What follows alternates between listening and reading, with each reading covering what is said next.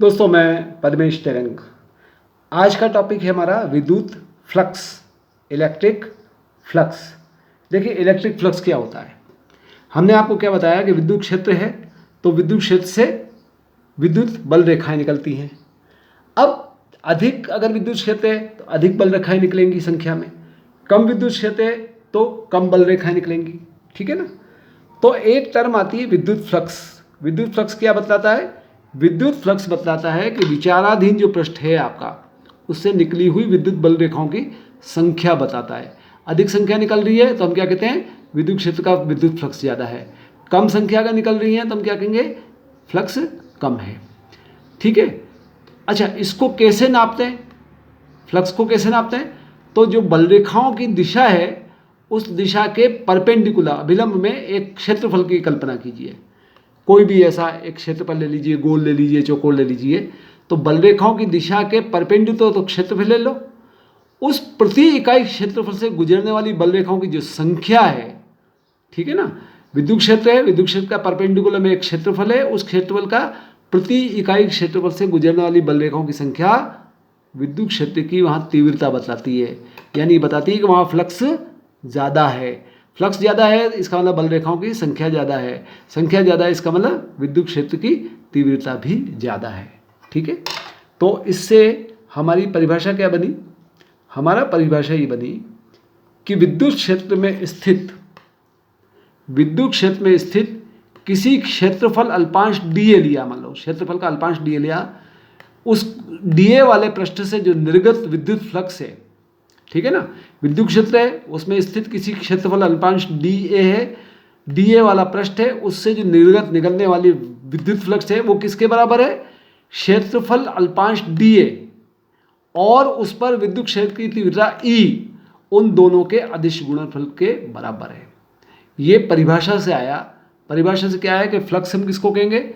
विद्युत क्षेत्र है, विद्युत क्षेत्र में स्थित कोई क्षेत्रफल का अल्पांश है, उस अल्पांश के पृष्ठ से जो जितनी विद्युत फ्लक्स निकल रहा है वो विद्युत फ्लक्स किसके बराबर है?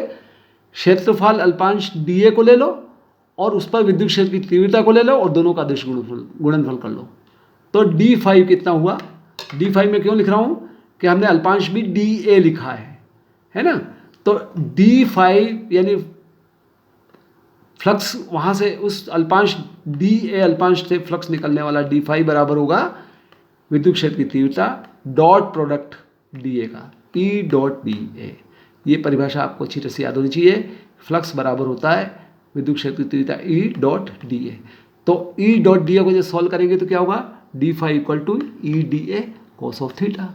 अब ये थीटा कौन सा है? थीटा E की जो दिशा है और क्षेत्रफल की जो दिशा है उसके बीच का एंगल थीटा है। और क्षेत्रफल कैसे लिया जाता है?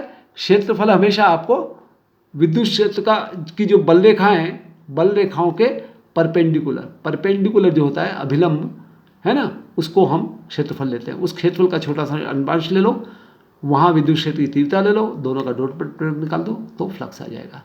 इसकी मात्रक क्या होगी? अब देखिए डॉट प्रोडक्ट है तो सदिश राशि नहीं है, अदिश राशि है।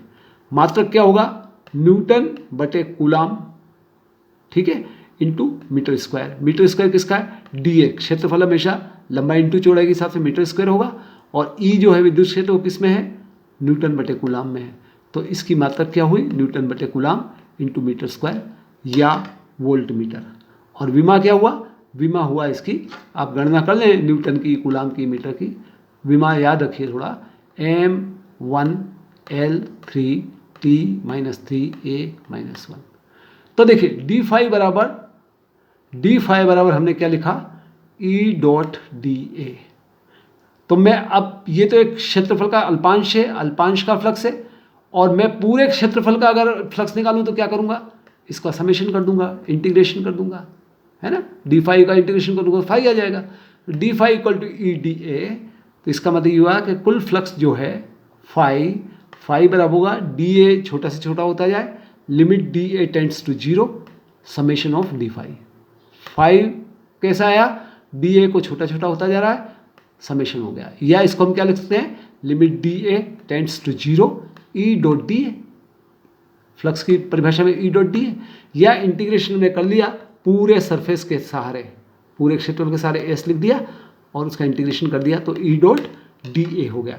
तो जब भी फ्लक्स का सवाल आए, आप फ्लक्स के सवाल में ई डॉट डी ए दोनों को इंटीग्रेशन कर देंगे और कुल फ्लक्स की मात्रा निकाल लेंगे।